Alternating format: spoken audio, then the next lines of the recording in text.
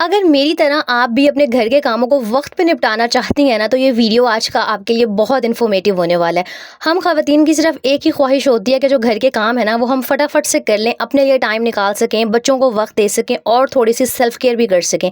तो बस आपने टाइम मैनेजमेंट के हवाले से बहुत सारी वीडियोज़ देखी होंगी, लेकिन आज मैं आपको ना कुछ बेसिक सी बातें बताऊँगी और यकीन करें, अगर उन हैबिट्स को आप अपना लेंगे ना, तो आपकी डेली रूटीन बहुत आसान और बहुत ही स्ट्रेस फ्री हो जाएगी।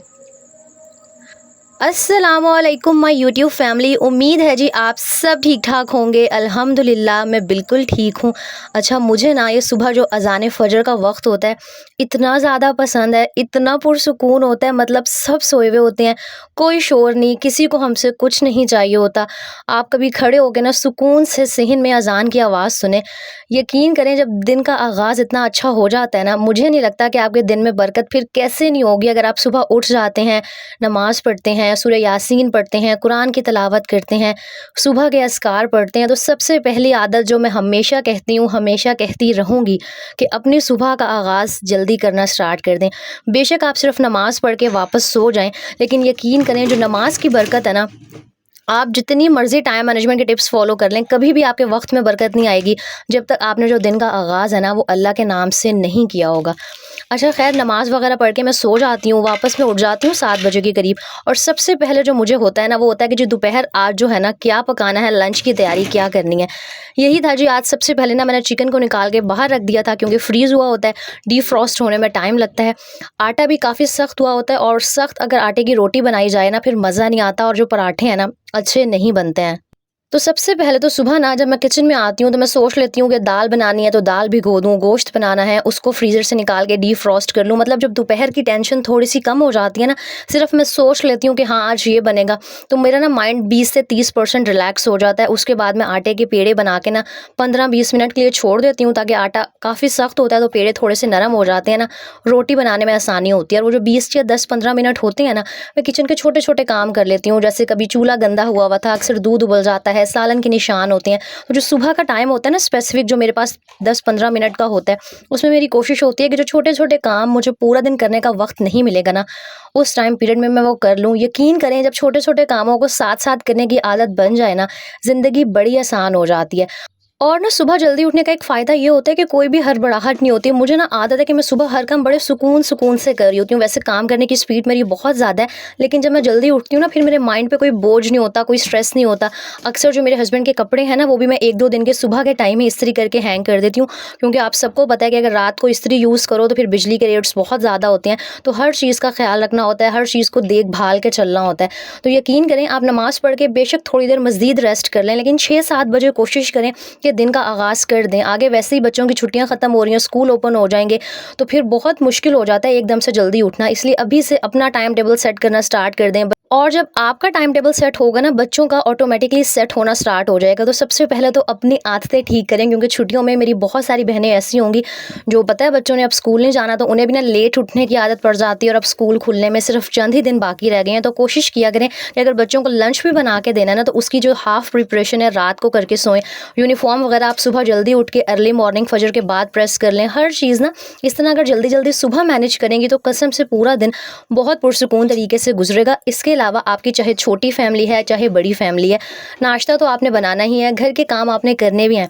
यकीन करें, अगर आपको टाइम मैनेज करना आता है ना, फिर इस बात से ज़रा फ़र्क नहीं पड़ता कि घर छोटा है घर बड़ा है। चलें, अगर छोटे घर का काम 10 मिनट में हो जाता है, तो बड़े का आधे घंटे में हो जाएगा। बात सारी ये है कि काम करने की ना नीयत होनी चाहिए। नीयत होना सब कुछ आसान हो जाता है, और नीयत भी साफ़ होनी चाहिए। कहते हैं ना, नीयत साफ़ मंजिल आसान। तो चाहे घर के काम करें या दुनियादारी का कोई काम करें, सिर्फ एक जो सलाह है ना, अपने पल्ले बांध लें कि हर चीज़ में अपनी नीयत को साफ़ रखें। अल्लाह ताला ना जो सारे फल हैं इंसान को उसकी नीयतों के बेस पर देता है। नीयत साफ़ होगी ना, हर चीज़ आसान हो जाएगी।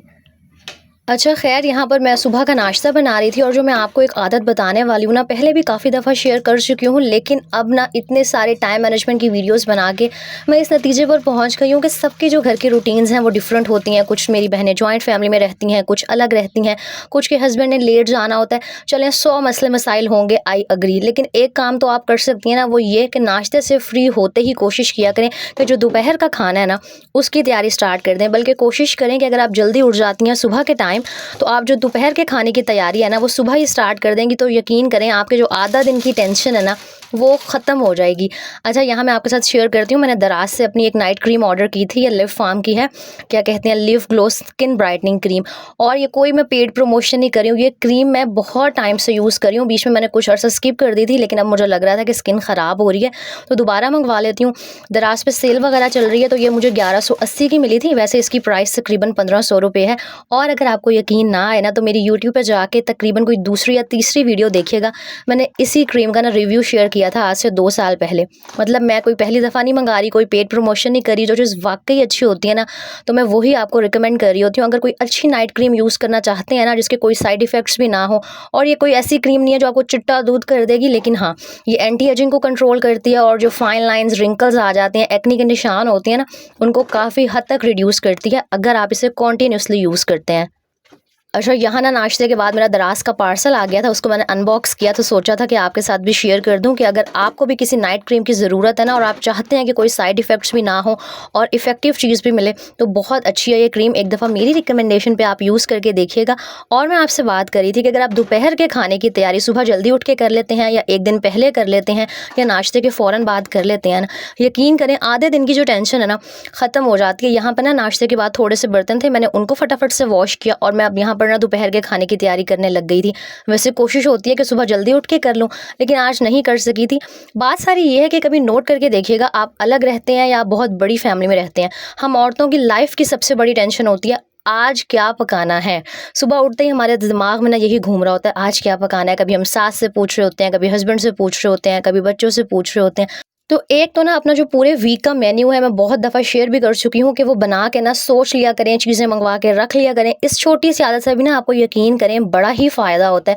और जैसे सफाई सुथराई के काम होते हैं ना, बर्तन धोना हो गया, कपड़े धोना हो गया, झाड़ू पोछा करना हो गया, वो हो जाते हैं, उस पर इतना टाइम नहीं लगता। मेन टेंशन मुझे लगता है होती है हांडी बनाने की।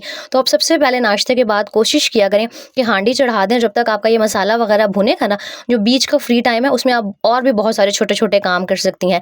चाहे सफाई करना हो गया, कोई कपड़े हो गए उनको ऑर्गेनाइज करना हो गया, कपड़े धोने के लिए मशीन को ऑन करना हो गया। बात सारी ये है कि सबने ना अपनी रूटीन के हिसाब से चलना होता है, बस कुछ आदतें होती हैं जो काम को आसान बना देती हैं।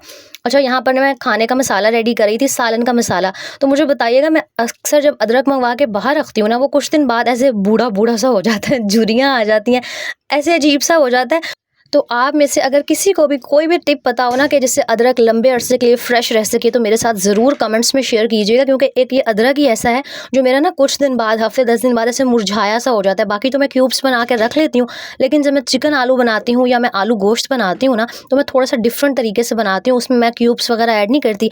मैं जो होता है ना, प्याज हो गए, टमाटर, अदरक, लहसुन हो गया, इसको मैं ऑयल में हल्का सा फ्राई करती हूँ। जब ये हल्के से ब्राउन होने लगते हैं ना, फिर मैं सारी चीज़ों को ग्राइंड करती हूँ और फिर चिकन के अंदर ऐड करती हूँ। ये सिर्फ एक वाहिद सालन है जो इस तरह से बनाती हूँ। और यकीन करें, कभी आप चिकन आलू हो गया या मटन हो गया, बीफ हो गया, जब आपने आलू शोरबे वाला सालन बनाना हो ना तो इस तरह से मसाले को पहले हल्का सा फ्राई करें और फिर ग्राइंड करके बना के चेक कीजिएगा।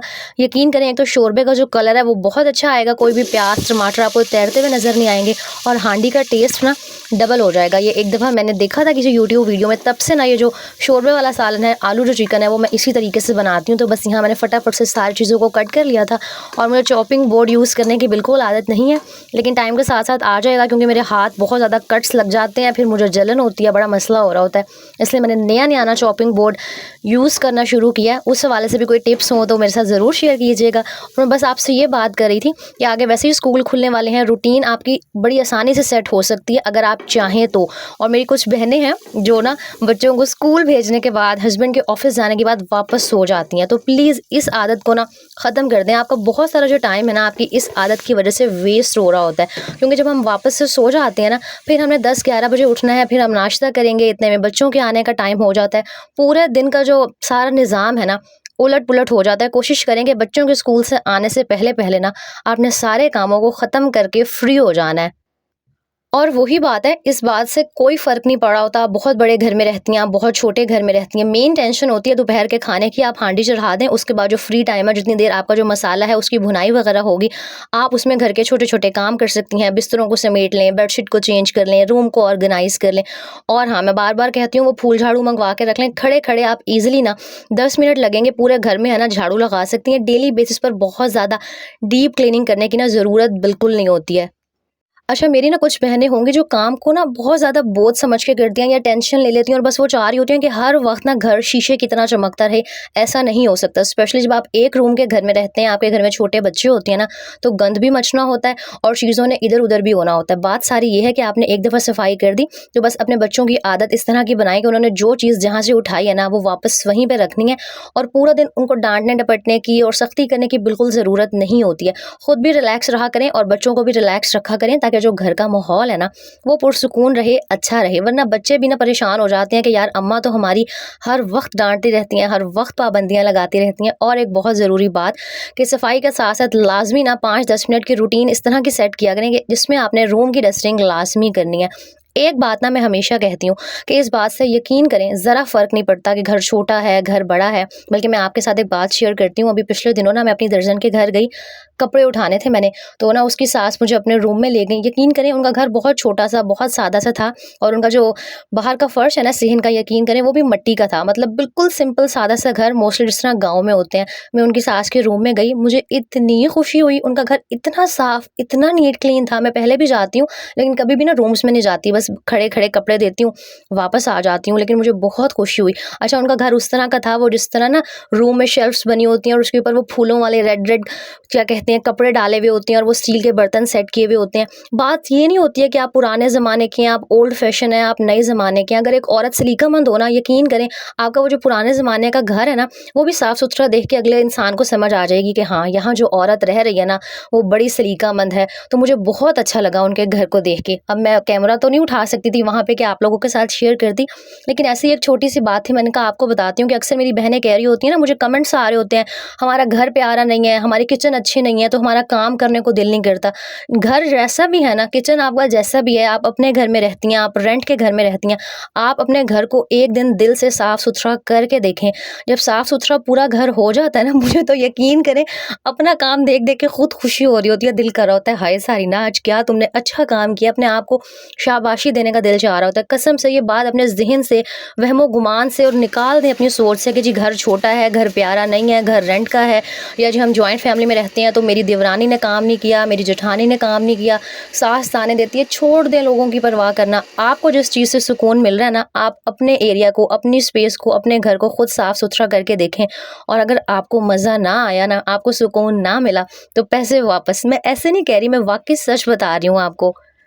अच्छा, मैं ऑलमोस्ट डेली बेसिस पर यही करती हूँ कि हांडी चढ़ा के ना जो सफाई-सुथराई के काम होते हैं, फटाफट से उनको निपटा लेती हूँ। और अच्छा, आमना आज फ़रमाइश करी थी, उसको वो गोले खाने हैं, तो मैं उसको बाज़ार वाला बर्फ़ का गोला तो बिल्कुल नहीं लेके देने वाली थी। मैंने जामी शीरी को पानी में मिक्स किया, और मेरे पास ना ये क्या कहते हैं, आइसक्रीम के मोल्ड्स होते हैं, ये हैं, ये भी मैंने केके मार्ट से ख़रीदे थे कोई साल डेढ़ साल पहले। तो मैंने इनको फ्रीज़ करके रख दिया था, तो कभी जब बच्चे फ़रमाइशें कर रहे होते हैं ना, ज़िद कर रहे होते हैं, तो इस तरह से ना बच्चों को खुश करना सीख लें कि घर पे ही ना उन्हें कुछ ना कुछ करके दे दें, ताकि वो बाहर की जो चीज़ें हैं ना, जो गला ख़राब करती हैं और बच्चों की हेल्थ को इफ़ेक्ट करती हैं, उससे आपके बच्चे जितना दूर रह सकते हैं ना, कोशिश किया करें कि बाहर की चीज़ों से उतना ही दूर रहें। और बस बीच-बीच में मैं रेस्ट भी कर रही होती हूँ, आमना को भी देख रही होती हूँ। ज़ाहिर है वो छोटी है, इतनी बड़ी कोई समझदार तो है नहीं, तो उसको भी देखना होता है।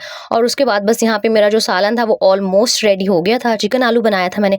साथ ही ना फटाफट से मैं यहाँ दोपहर की रोटियाँ बना लूँगी, और बस मुझे होता है कि ज़ोहर से पहले मैं फ्री हो गई हूँ ना, तो बस मेरी जो सारा दिन की जो टेंशन है ना, वो उतर गई है। फिर मैं थोड़ा-सा रेस्ट करती हूँ, और जो बीच में टाइम होता है ना 4-5 बजे का, 6 बजे का, उसमें भी यार बहुत सारे घर के काम होते हैं।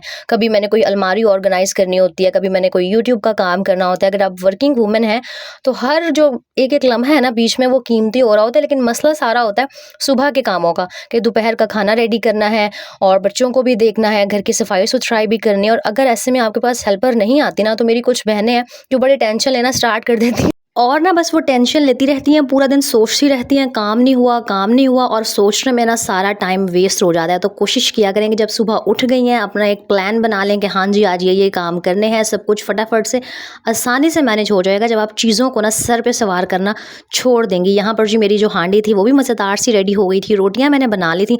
उसके बाद बस एक ही काम बच जाता है, वो है जी किचन का जो स्टोव होता है उसको क्लीन करना, शेल्फ़ को साफ़ करना। और अक्सर आजकल वैसे ही बहुत ज़्यादा चूंटियाँ आ रही होती हैं, कॉकरोचेज़ आ रहे होते हैं, छिपकलियाँ आ रही होती हैं। तो एक तो उसके लिए आप वो जो किंग टॉक्स का स्प्रे मिलता है ना, वो हर महीने मैं ग्रोसरी में ले आती हूँ, उसको इस्तेमाल कर सकती हैं। बस आपने बच्चों से उसको दूर रखना है। दूसरा, खाने पीने की चीज़ों को ना बिल्कुल फ्रिज में रख दें या कहीं छुपा दें, ढक दें, फिर उसको ना किचन में आपने इस्तेमाल करना है।